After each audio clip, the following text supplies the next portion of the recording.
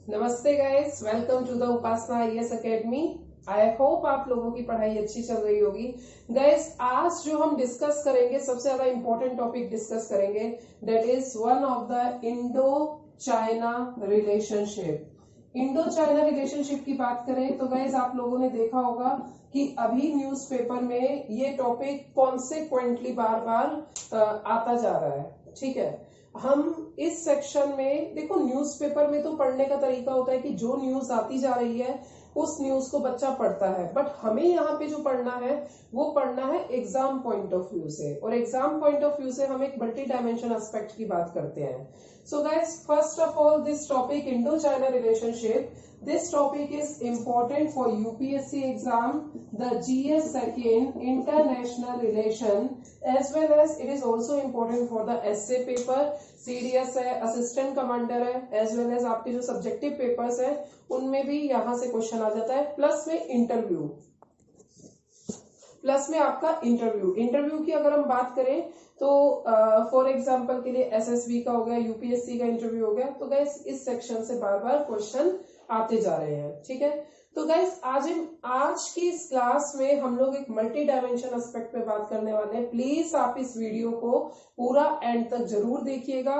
अगर आप नए हैं तो सब्सक्राइब करिएगा, लाइक करिएगा और कमेंट करके बताइएगा। और इसके अलावा अगर आपको कोई भी और डाउट है, ठीक है, किसी भी टॉपिक में, तो आप कमेंट सेक्शन में बता सकते हैं। So guys, let me start this lecture. हाँ, सो इंडो चाइना रिलेशनशिप की बात करें तो सबसे पहली बात तो ये जो रिलेशनशिप है, this is not only limited to the और रिस्टेन टू द इकोनॉमी और any international prospect. It is a multi-dimension relationship. The first I will categorize with the cultural relationship. Okay. So if we are talking about the cultural relationship, what is the similarity of Indian and Chinese relationship? What is the similarity of Indian and Chinese cultural similarities? Okay. So guys, Buddhism की बात करें तो Buddhism is one of the point which become as a India or China similarity, because it raised in the India, the Buddhism is raised in the India, but it widespread in the China. Okay, इसके अलावा हमारे यहाँ पे जो Indian Monks थे, even आनंद उपाली के भी disciples थे, बोधिचित्त सेन, ये लोग भी बाहर चाइना में गए थे, इन्होंने चाइना में भी अपने डिसिपल्स बनाए, चाइना में भी इन्होंने टीचिंग्स वगैरह दी थी। तो कहा जाता है कि चाइना में इस तरीके से इनके संघ बनते गए और संघ से आगे चल के काफी चाइना इन्फ्लुएंस हुआ बुद्धिज्म की तरफ। ठीक है, तो एक अगर हम कल्चरल एस्पेक्ट की बात करें तो कल्चर एस्पेक्ट हमारा कोई अभी का नहीं है, तो बहुत लॉन्ग बैक सेंचुरी से चलता आ रहा है, तो बुद्धिज्म इसका सबसे बेस्ट पॉइंट है। कल्चर के अंदर आता है आर्ट, आर्किटेक्चर। अब आर्किटेक्चर आर्ट की बात करूं स्पेसिफिकली तो गाइस, कितनी सारी इंडियन बॉलीवुड मूवीज है, जैसे फॉर एग्जांपल दंगल मूवी है, ठीक है, या टॉयलेट एक प्रेम कथा है। इसके अलावा कुछ और मूवीज हैं जो कि चाइना में काफी सुपरहिट हुई हैं। ठीक है, पर और अगर इसी के साथ साथ मैं चाइनीज मूवी की बात करूं तो चाइना की मूवी जैसे जैकी चैन, ठीक है, ये इंडिया में काफी फेमस हुई है। ठीक है, तो इस तरीके से हमारी इंडिया और चाइना का जो रिलेशनशिप है आर्ट में भी सिमिलर है। Okay, now the next thing is, अगर हम योगा की बात करें, जो हमारा तीसरा सिमिलर एस्पेक्ट है, योगा गाइस हमारी इंडिया में आपको पता है कि मेडिटेशन वैदिक टाइम से हम लोग करते आ रहे हैं, and similarly this yoga have the influence over the China, और चाइना में भी योगा को माना जाता है। और यूनाइटेड नेशन ने तो 21 जून को इंटरनेशनल योगा डे भी घोषित किया है।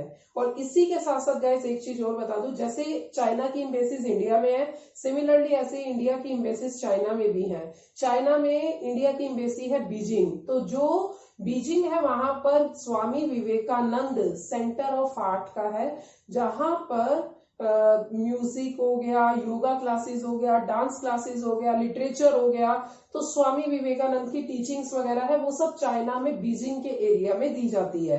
तो गाइस, मुझे इतना समझ में आ गया कि इंडो चाइना रिलेशनशिप में सबसे पहला एस्पेक्ट मैंने पकड़ा है, that is a cultural aspect. तो मुझे कल्चरल एस्पेक्ट में समझ में आया कि एक हमारा बुद्धिज्म कल्चरल सिमिलैरिटीज है, योगा कल्चरल सिमिलैरिटीज है, और बॉलीवुड मूवीज कल्चरल सिमिलैरिटीज है, Chinese movie in India cultural similarities है, और स्वामी विवेकानंद जो सेंटर ऑफ आर्ट का बना हुआ है बीजिंग में, that is also the cultural influence of India in China. Okay, so this is what about the cultural similarity. Second, if we are talking about the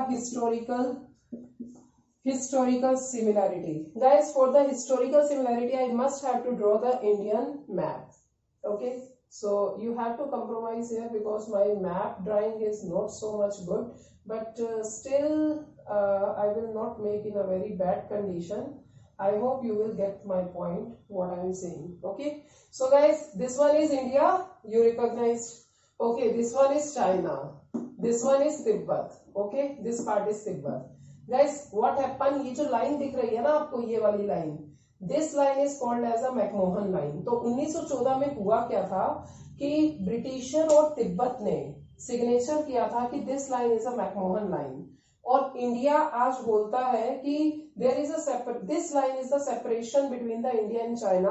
but what happen, China कहता है we did not recognise what is the McMahon, Arunachal Pradesh is our part, where as India says how the Arunachal Pradesh is your part, it's in the territory of India, so it's a Indian sovereign state. Okay, and अब ध्यान से इस चीज को सुनना क्योंकि ये important है. ठीक है, तो गाइस अब आप थोड़ा सा चाइना का स्ट्रक्चर समझो हिस्टोरिकल का. हिस्टोरिकल को मैं पॉलिटिकल एस्पेक्ट में बताऊंगी. ठीक है, हिस्टोरिकल को अगर मैं पॉलिटिकल एस्पेक्ट में बताऊं तो गाइस आपको पता होगा 1950 में चाइना जो था वो इतना ज्यादा, हम ये नहीं कह सकते कि भाई बहुत ज्यादा ही स्ट्रॉन्ग था. It was a primitive type, it's a agricultural economy. ठीक है, it was a agricultural economy. और अगर मैं इंडिया की बात करूं तो India was like the similar situation, was a agricultural socialistic और somewhat close economy. Okay, this was the main thing of India and China. But what happened next? Guys, China और India की बात की जाए तो हमारे 1950 हमारे इंडिपेंडेंट होने के बाद पंडित जवाहरलाल नेहरू भारत के प्रधानमंत्री बने और उनका पर्पस था socialistic, means we have to make the friendship relationship with the neighbouring country. और कहा जाता है कि आप अपने दोस्त को याद रखो या ना रखो, पर आप अपने पड़ोसी को कभी इग्नोर नहीं कर सकते हो. You can not ignore your neighbour, either you are hate और love, but you can not ignore. ठीक है, और एक चीज और मैं चाइना के बारे में बोलूंगी कि अगर आप चाइना का सामना करना चाहते हैं या आप चाइना से टक्कर लेना चाहते हैं, just raise in the defence और the economic growth, then you will cut without any sword. ये बहुत बड़ी बात बोली है. ठीक है, so now the next thing is, अब आगे बात करते हैं. तो चाइना और ये रहा तिब्बत. तो 1950 में हमारे पंडित जवाहरलाल नेहरू जी थे. अब चाइना ने अपनी सॉवरेंटी कर दी तिब्बत के ऊपर कि Tibet is a my part. United nation में वोटिंग हुआ और पंडित जवाहरलाल नेहरू ने चाइना का साथ दिया. क्यों दिया? कि भाई हमारी चाइना के साथ दोस्ती अच्छी रहे. ठीक है, तो Pandit Jawaharlal Nehru give the favour to the China that yes China is the sovereign state of Tibet. Okay, तो it's Tibet is a sovereign state of China. Okay, तो ये इन्होंने बोल दिया. अब उसके बाद क्या हुआ भाई, 1950 में तिब्बत भी पार्ट बन गया, 1950, 51, 52. और उसके बाद फिर आगे चलकर इंडिया ने चाइना के साथ अपनी दोस्ती बढ़ाने के लिए पंचशील पे सिग्नेचर किया. Panchsheel was the sign between the India and China. What is the Panchashil? Panchashil means Panchashil, Panch principle, 5 principle. And what is the 5 principle? These two countries will not interfere in the contention of each other. These two countries will not be indulged in the internal affair of each other. These two countries will maintain the peace, economic welfare of each other. मतलब ऐसा नहीं है कि दुश्मनों के साथ मिल जाओ और फिर उसका कॉन्स्पायरेसी बनाओ, ऐसा नहीं है. ठीक है, ना तो वॉर में एंगेज होंगे और कोई भी इंटरनल कंफ्लिक्ट होता है तो एक दूसरी कंट्री के बीच में इंटरफेरेंस नहीं रहेगा. This is what the main thing, Panchsheel.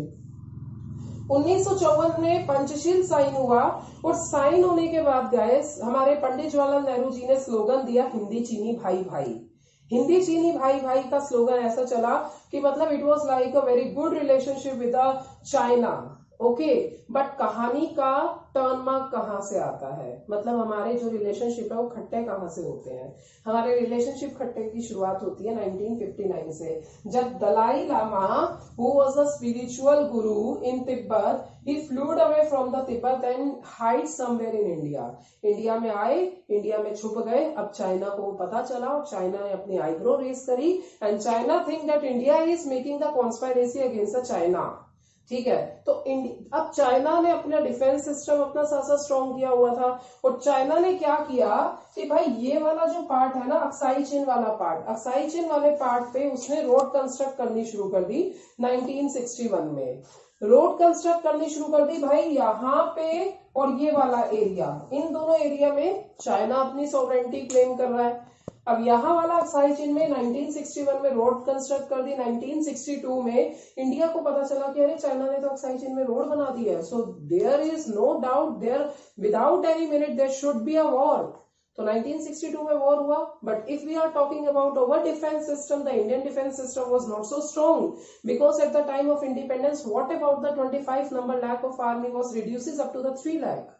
Okay, because Pandit Jawaharlal Nehru was believed upon the socialistic economy, socialistic country, whereas China is modified from the agriculture to industry. So China was moving towards the revolutionary era, and China maintained its strong defense system. So in 1962 we could not able to make the strengthen in front of China. So what happened? No doubt we have to defeat that war, and the Aksai Chin was losing out. हमारे हाथों से Aksai Chin निकल गया, यहाँ से Aksai Chin निकला, और this part become as a LAC, line of action control, जिसे कहते हैं वास्तविक रेखा नियंत्रण। ओके, साथ में पोंगोंग लेक है, पोंगोंग लेक है यहाँ पे, और ये वाला जो पार्ट है, this part is LAC। Okay, और अभी भी अब हम बात करें तो चाइना बार बार अरुणाचल प्रदेश के ऊपर अपनी सॉवरेंटी बोलता है, but if we are talking again about this Arunachal Pradesh, India is standing in front of it, और इंडिया बार बार बोलती है कि नहीं, Arunachal Pradesh is our part, how you can claim it. तो वही बात है कि अब बार बार युद्ध थोड़ी ना होगा, we are living in the 21st century. तो अब क्या होता है कि भाई डायलॉग डिप्लोमेसी होती है, और डायलॉग डिप्लोमेसी का मतलब है तो both the state representative will talk with each other and they will make the middle path. Okay, so whosoever is good in the negotiation that